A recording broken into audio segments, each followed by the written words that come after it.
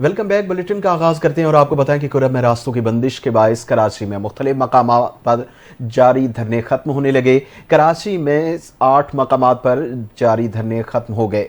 Police की Abbas town में धरना खत्म करवाने के लिए कार्रवाई और पुलिस ने लाठी चार्ज करके मुजाहिरीन को मुंतशिर कर दिया। अब्बास टाउन के अतराफ में सड़कों को ट्रैफिक के लिए खोल दिया गया।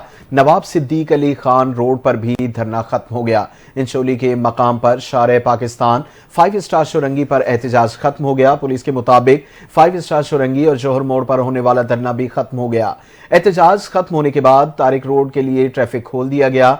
गोली मार्च चौरंगी से नाजमाबाद नंबर 2 तक भी सड़क ट्रैफिक के लिए खोल दी गई। अहमद जिना रोड नुमाइश चौरंगी पर मरकजी धरना जारी है।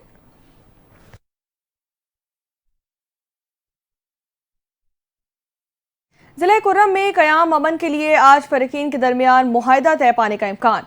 कमिश्नर हाउस कोहाट में ग्रैंड जिरगा आज होगा। जराये के मुताबिक मुआहिदे पर दस्तखत करने वाले एक फरीक ने मिश्रान कई दिन से कोहाट में मौजूद है, जबकि मजीद 2 दिन की मोहलत मांगने वाले फरीक भी आज कोहाट पहुंच जाएंगे। मुशीर इत्तलात खैबर पख्तूनख्वा बैरिस्टर सैफ ने कहा कि फरीकीन में अमूमी इत्तेफाक राय हो चुका है। अमन मुआहिदे में बंकर्स का खात्मा, फरीकीन की भारी असलहे से दस्तबरदारी भी शामिल है।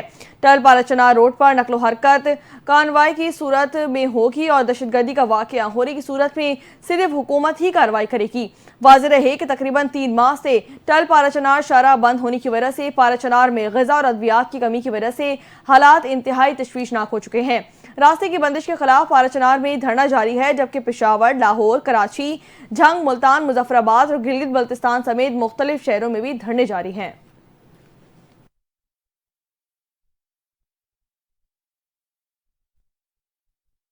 सिक्योरिटी फोर्सेस के खिलाफ मजमूई तौर पर 444 दहशतगर्द हमलों के दौरान 685 एहलकार शहीद हुए। 2024 पाकिस्तान की सिविल और मिलिट्री सिक्योरिटी फोर्सेस के लिए एक तिहाई में सबसे मुहलिक साल साबित हुआ। रवां साल पाकिस्तान की सिक्योरिटी फोर्सेस के लिए मौलिक तरीन साल रहा। Think tank centre for research and security studies ने सालाना सिक्योरिटी रिपोर्ट 2024 जारी कर दी। रिपोर्ट के मुताबिक शहरियों और सिक्योरिटी एहलकारों के मजबूरी नुकसानात भी इतने ही तशवीशनाक रहे, यानी 1612 हलाकतें हुई, जबकि 934 दहशतगर्दों को हलाक किया गया। रवां साल रिकॉर्ड की जाने वाली मजमूई हलाकतें 9 साल की बुलंद तरीन रिकॉर्ड थी और 2023 के मुकाबले में 66% ज्यादा रही। औसतन रोजाना तकरीबन 7 जानें ज़ाया हुई। नवंबर साल के दीगर तमाम महीनों के मुकाबले में एक मौलिक तरीन महीना रहा। पुरतशद्दुद के सबसे ज्यादा वाकयात खैबर पख्तूनख्वा में पेश आए, जहाँ 1616 और बलूचिस्तान में 782 अमवात रिकॉर्ड की गयी। थिंक टैंक की रिपोर्ट के मुताबिक 2024 में मुल्क में तशद्दुद से मुंसलिक 2546 अमवात हुई, जबकि 2267 आम शहरियों, सिक्योरिटी एहलकार और आउटलॉज जख्मी हुए। हलाकतों की ये तादाद 1166 दहशतगर्दाना हमलों और इंसदादे दहशतगर्दी की कार्रवाइयों से पैदा हुई, जो कि मुल्क की सलामती के लिए एक संगीन साल रहा। गुज़िश्ता बरस के मुकाबले में यह आदादोशुमार तशद्दुद में 66% से ज्यादा इजाफा रहा। आगे बढ़ी और यहाँ आपको बताएं कि वफाकी काबीना का इजलास आज इस्लामाबाद में तलब कर लिया गया।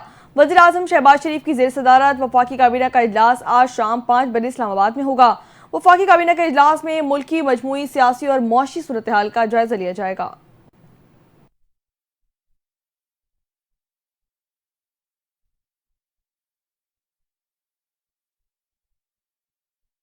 और यहाँ पे आपको आगाह करें कि ऐवान सदर इस्लामाबाद के एलामिया के मुताबिक सदर ममलिकत ने बैंकिंग मुहतसिब के फैसलों के खिलाफ दायर 31 दरखास्तों पर फैसले कर दिए। सदर आसिफ अली जरदारी ने यूनाइटेड बैंक लिमिटेड की 12 दरखास्तों को मुस्तरद कर दिया। आसिफ अली जरदारी ने फ्रॉड मुतासरीन के हक में बैंकिंग मुहतसिब के फैसलों को बरकरार रखा है। एलामिया के मुताबिक फैसले अवाम को इंसाफ और फौरी रिलीफ देने के लिए सदर ममलिकत के अज़्म के अक्कास हैं। सदर मुमलिकत आसिफ अली जरदारी की जानिब से बैंक फ्रॉड के 31 मुतासरीन को रिलीफ फराहमी की हिदायत कर दी गई, जबकि 6 बैंकों को 31 मुतासरीन को 24 मिलियन से जायद रकम वापस करने का हुक्म दिया गया। ऐवान सदर इस्लामाबाद के एलामी के मुताबिक सदर मुमलिकत ने बैंकिंग मुहतसिब के फैसलों के खिलाफ दायर 31 दरखास्तों पर फैसले कर दिए। आसिफ जरदारी ने फ्रॉड मुतासरीन के हक में बैंकिंग मुहतसिब के फैसलों को बरकरार रखा है। एलामी के मुताबिक फैसले अवाम को इंसाफ और फौरी فوری ریلیف فراہم کرنے کے صدر مملکت کے عزم کے آغاز ہیں۔ صدر آصف علی زرداری اور یونائٹڈ بینک لمیٹڈ کی 12 درخواستوں کو مسترد کر دیا گیا۔ یونائٹڈ بینک لمیٹڈ کے 12 صارفین کو 1 کروڑ 15 لاکھ روپے، جبکہ مسلم کمرشل بینک کے 10 صارفین کو 52 لاکھ روپے سے زائد رقم واپس کرنے کی ہدایت کی گئی ہے۔ الائڈ بینک لمیٹڈ کی جانب سے دائر 5 درخواستیں بھی خارج کر دی گئیں۔ الائڈ بینک لمیٹڈ کو متاثرہ صارفین کو 40 لاکھ سے زائد رقم واپس کرنے کا حکم دے دیا ہے۔ بینک آف پنجاب کی دائر کردہ 3 درخواستیں بھی خارج کر دی گئیں، جبکہ صدر کا کہنا ہے کہ بینک آف پنجاب فراڈ سے متاثرہ 3 صارفین کو 23 لاکھ روپے سے زائد کی رقم واپس کرے گا۔ عسکری بینک لمیٹڈ کو ایک کیس میں 4,90,000 روپے واپس کرنے اور حبیب بینک لمیٹڈ کے کیس میں ایک صارف کو 4,20,000 روپے ادا کرنے کی ہدایت کی گئی ہے۔ اعلامیے کے مطابق متاثرین کو نوسل باز افراد نے خود کو بینک کا نمائندہ ظاہر کر کے دھوکہ دیا۔ صارفین سے ذاتی بینکنگ تفصیلات حاصل کرنے کے بعد صارفین کے اکاؤنٹ سے رقوم نکلوا لی گئی ہیں۔ صارفین نے فراڈ سے ہتھیائی رقم واپس لینے کے لیے بینکوں سے رجوع کیا، لیکن ریلیف نہ دیا گیا۔ متاثرہ فریقین نے ریلیف کے حصول کے لیے بینکنگ محتسب سے رجوع کیا۔ بینکوں نے محتسب کے فیصلوں کو چیلنج کرتے ہوئے صدر مملکت کو الگ الگ درخواستیں دائر کی۔ اعلامیے میں بتایا گیا کہ سماعت اور متعلقہ ریکارڈ کا جائزہ لینے کے بعد حتمی فیصلے سنائے گئے۔ وفاقی وزیر اطلاعات عطا تارڑ نے کہا ہے کہ وزیر اعظم شہباز شریف آج ہوم گرون اکنامک ایجنڈے کا اعلان کرنے جا رہے ہیں۔ Uraan Pakistan home grown national economic plan سے متعلق خصوصی گفتگو کرتے ہوئے انہوں نے کہا کہ home grown economic agenda made in Pakistan معاشی اصلاحات کا ایجنڈا ہے۔ ملک ڈیفالٹ سے استحکام کی طرف آیا اور اب استحکام سے ترقی کی جانب بڑھ رہا ہے۔ وفاقی وزیر اطلاعات نے مزید کہا کہ الحمدللہ پاکستان کی تمام معاشی اشاریے بہتر ہو رہے ہیں۔ ہوم گرون ایجنڈا ایک اہم اقدام ہے۔ ہوم گرون ایجنڈے کے تحت معاشی ترقی کا سفر طے کیا جائے گا۔ عطا تارڑ کا کہنا تھا کہ پاکستان کے عوام کو خوشخبریاں ملیں گی۔ معاشی اصلاحات کا ایجنڈا پاکستان اور پاکستان کے عوام کی ترقی کے لیے ہے۔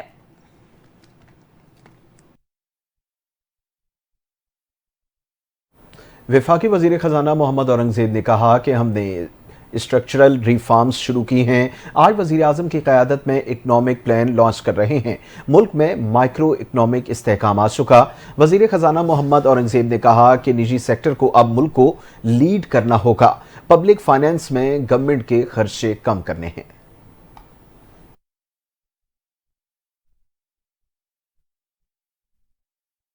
آگے بڑھے اور یہاں آپ کو بتائیں کہ نیو گوادر انٹرنیشنل ایئرپورٹ کی تکمیل کے بعد اب کے اس کے آپریشنل ہونے کا مرحلہ آ گیا ہے۔ اس حوالے سے وزیر اعظم شہباز شریف کی زیر صدارت اجلاس میں بریفنگ بھی دی گئی ہے۔ گوادر سے مسقط کے لیے پروازوں کا آغاز اگلے سال 10 جنوری سے کیا جائے گا، جبکہ پی آئی اے کا کراچی گوادر موجود فلائٹ آپریشن جلد ہفتے میں 3 دن کر دیا جائے گا۔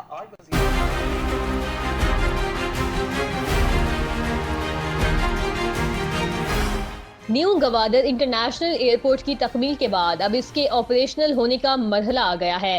وزیر اعظم شہباز شریف کی زیر صدارت اجلاس میں بریفنگ دی گئی کہ گوادر سے مسقط کے لیے پروازوں کا آغاز اگلے سال 10 جنوری سے ہو جائے گا، جبکہ پی آئی اے کا کراچی گوادر موجودہ فلائٹ آپریشن جلد ہفتے میں 3 دن کر دیا جائے گا۔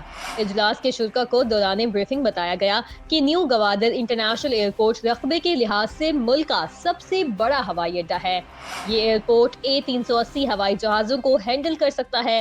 گوادر ایئرپورٹ سے 40 لاکھ مسافر سالانہ سفر کر سکیں گے۔ پاکستان ایئرپورٹ اتھارٹی نے گوادر ایئرپورٹ کو ایروڈروم سرٹیفکیٹ جاری کیا۔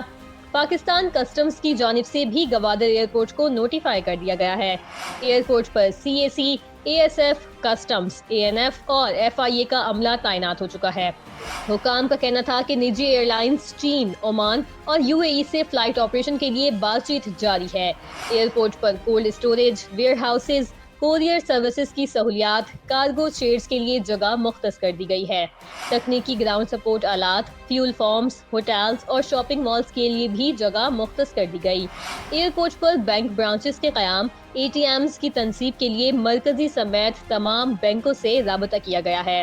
اجلاس میں اظہار خیال کرتے ہوئے وزیر اعظم نے کہا کہ گوادر کا نیا بین الاقوامی ہوائی اڈہ پاک چین عظیم دوستی کی نمایاں مثال ہے۔ بین الاقوامی معیار اور جدید سہولیات کا ہوائی اڈہ بنانے میں چین کے مشکور ہے۔ ایئرپورٹ فعال ہونے سے علاقے میں خوشحالی آئے گی، روزگار کے مواقع پیدا ہوں گے۔ وزیر اعظم کا کہنا تھا کہ اس ایئرپورٹ کو ٹرانزٹ پوائنٹ بنانے کے لیے قابل عمل حکمت عملی ترتیب دی جائے گی۔ گوادر انٹرنیشنل ایئرپورٹ کی تعمیر پر تقریباً 55 ارب روپے لاگت آئی ہے۔ گوادر انٹرنیشنل ایئرپورٹ کے رن وے عالمی معیار کے مطابق بنائے گئے ہیں، جس پر ایئر بس 380 طیارے سمیت تمام بڑے طیارے لینڈ کر سکتے ہیں۔ گوادر انٹرنیشنل ایئرپورٹ پاک چین اقتصادی راہداری سی پیک کا اہم منصوبہ ہے، جسے چین کے اشتراک سے سول ایویشن اتھارٹی نے تعمیر کیا ہے۔ وزیر دفاع خواجہ آصف نے کہا کہ پاکستان تحریک انصاف کی بے صبری دیکھیں، یہ ہمارے ذریعے اسٹیبلشمنٹ سے بات کرنے کو تیار ہے۔ میں مذاکرات کے خلاف نہیں ہوں، بار بار پوچھ رہا ہوں، جو شخص ہم سے ہاتھ نہیں ملانا چاہتا تھا اب اس کو کیا ہوا ہے، اس شخص میں یہ تبدیلی کس طرح آئی، یہ مکمل یو ٹرن ہے۔ خواجہ آصف نے مزید کہا کہ مجھے پی ٹی آئی میں سنجیدگی کی کمی نظر آ رہی ہے، میری دعا ہے مذاکرات کامیاب ہوں، میں 100% مذاکرات کے حق میں ہوں۔ پی ٹی آئی ہمارے ذریعے اسٹیبلشمنٹ سے بات کرنے کو تیار ہے۔ میں نہیں کہہ رہا کہ مذاکرات نہ کریں، لیکن محتاط ضرور رہنا چاہیے۔ وزیر دفاع نے مزید کہا کہ پی ٹی آئی آج بھی لگی ہوئی ہے کہ لوگ باہر سے پیسے نہ بھیجیں، بیرون ملک پاکستانی اپنے وطن پیسے بھیجتے ہیں، میرے لیے یا پی ٹی آئی کے لیے نہیں بلکہ پاکستان کے لیے پیسے بھیجے جاتے ہیں۔ بانی پی ٹی آئی مینڈیٹ والی بات سے بھی پیچھے ہٹے ہیں، دیکھیں گے پی ٹی آئی کے 2 مطالبات پر کیا ہوتا ہے۔ انہوں نے مزید کہا کہ بائیڈن انتظامیہ سے صہیونی ریاست کی زیادہ زیر اثر تھی، ہمیں اپنے دفاع کا مکمل حق حاصل ہے، ایٹمی اور میزائل پروگرام پر کوئی سمجھوتا نہیں ہوگا۔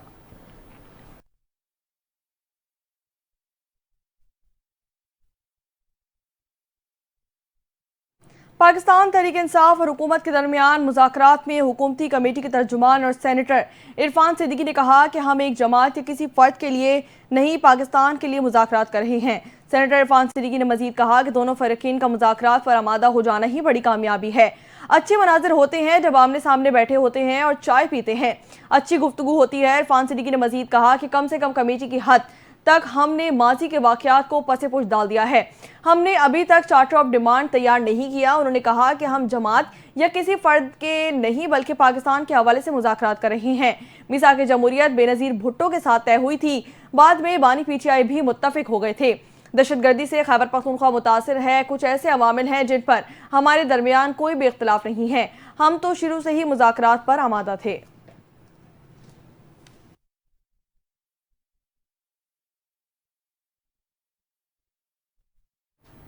خیبر پختونخوا کے وزیر اعلیٰ علی امین گنڈاپور نے کہا کہ بیرونی دباؤ پر یقین نہیں رکھتے، عوامی طاقت کے سہارے پاکستان تحریک انصاف کے بانی کی رہائی ہوگی۔ وفاقی حکومت سے مذاکرات سے متعلق علی امین گنڈاپور نے کہا کہ میں بالکل مذاکراتی کمیٹی میں شامل ہوں گا، بانی پی ٹی آئی جو کر رہے ہیں پاکستان کی خاطر کر رہے ہیں۔ انہوں نے کہا کہ پاکستان کی خاطر ہی فارم 47 کی حکومت کے ساتھ بیٹھنے پر رضامندی کا اظہار کیا۔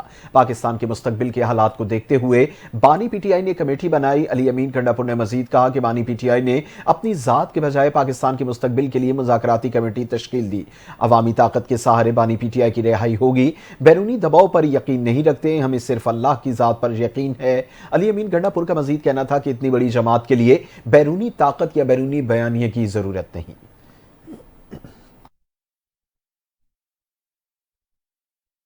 سابق اسپیکر قومی اسمبلی اور پاکستان تحریک انصاف کے سینئر رہنما اسد کیسر نے کہا ہے کہ 26ویں آئینی ترمیم کے بعد عدالتی نظام مفلوج ہو گیا ہے، اس وقت ہمارے خلاف بے تحاشا مقدمات قائم ہیں۔ 26 نومبر کو پاکستان تحریک انصاف کے کارکنوں پر تشدد کیا گیا۔ پشاور میں میڈیا سے گفتگو کرتے ہوئے اسد کیسر نے کہا کہ ملک میں مارشل لاء کا نفاذ ہے، بانی پی ٹی آئی سے جیل میں ملاقات ہوئی، ان پر کوئی دباؤ نہیں تھا، ان کا موقف ہے کہ جب تک کارکنان کو رہا نہیں کیا جائے گا میں رہائی قبول نہیں کروں گا۔ سابق اسپیکر قومی اسمبلی نے مزید کہا کہ مذاکراتی کمیٹی نے حکومتی کمیٹی کے ساتھ 2 مطالبات رکھے ہیں، ایک مطالبہ ہے کہ بانی پی ٹی آئی سمیت تمام سیاسی قیدیوں کو رہا کیا جائے، دوسرا مطالبہ 9 مئی اور 26 نومبر کے واقعات کی جوڈیشل انکوائری کروائی جائے۔ اسد کیسر نے مزید کہا کہ افغانستان کی کشیدگی پر افسوس ہے، معاملے کو افہام و تفہیم سے حل کیا جائے گا، ہمارے خارجہ پالیسی پر نظر ثانی کی ضرورت ہے، ہمارا اپنا کلچر ہے، افغانستان کے ساتھ مفاہمت کی راہ اپنائی جائے۔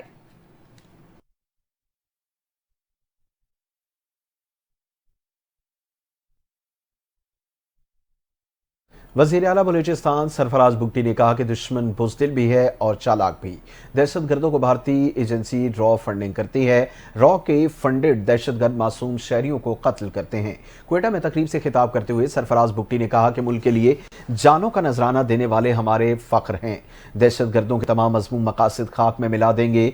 दहशतगर्दी के खिलाफ डट कर मुकाबला कर रहे हैं। नौजवानों ने दहशतगर्दों की आंखों में आंखें डालकर उन्हें शिकस्त देनी है।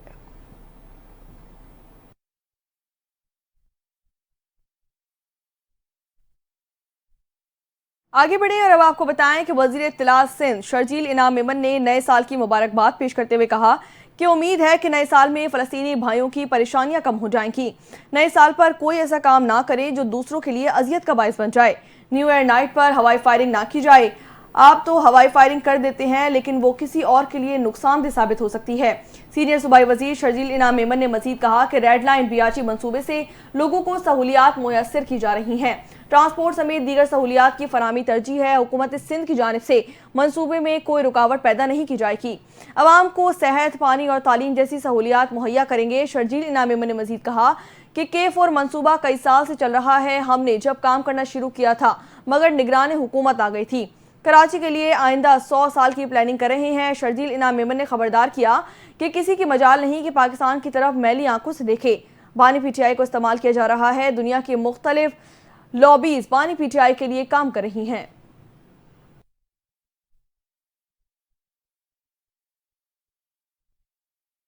खबरों का सिलसिला जारी है, लेकिन यहाँ वक्त हुआ एक ब्रेक का। हमारे साथ रहिए।